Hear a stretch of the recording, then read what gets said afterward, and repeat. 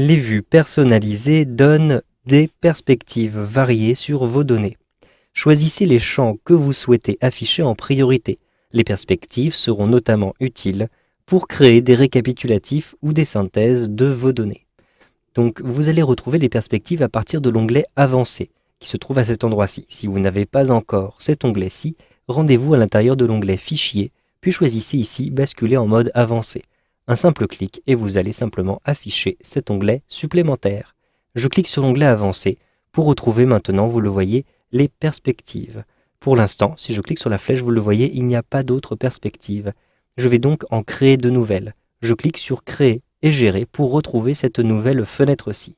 Maintenant, je vais créer une nouvelle perspective. Je clique donc sur Nouvelle perspective pour ajouter une colonne dans ce tableau-ci. Je vais l'appeler par exemple Récapitulatif. Je rentre ceci avec le clavier. Ensuite, j'appuie sur la touche Entrée pour valider.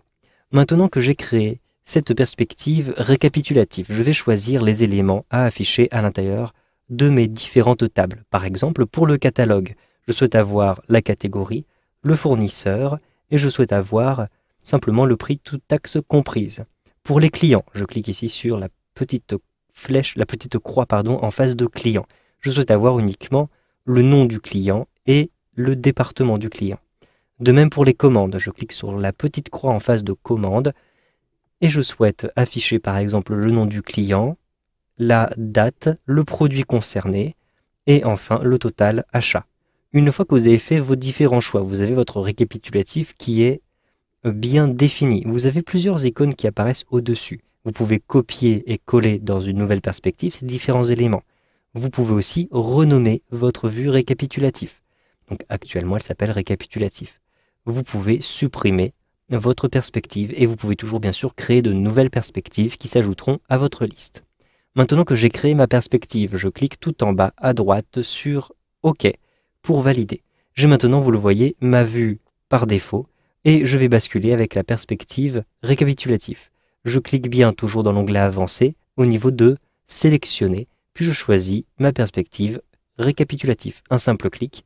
Et donc vous le voyez maintenant à l'intérieur de mes tables, je vais avoir uniquement les éléments sélectionnés. Par exemple, pour les commandes, le nom du client, les dates et le nom du produit.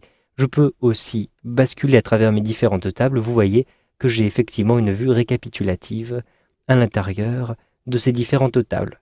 Pour retrouver la vue par défaut, cliquez simplement ici sur Sélectionner, puis choisissez la vue par défaut. Vous allez retrouver l'ensemble de vos champs. Vous savez donc maintenant comment créer des vues personnalisées dans vos tables avec Power Pivot dans Excel 2013.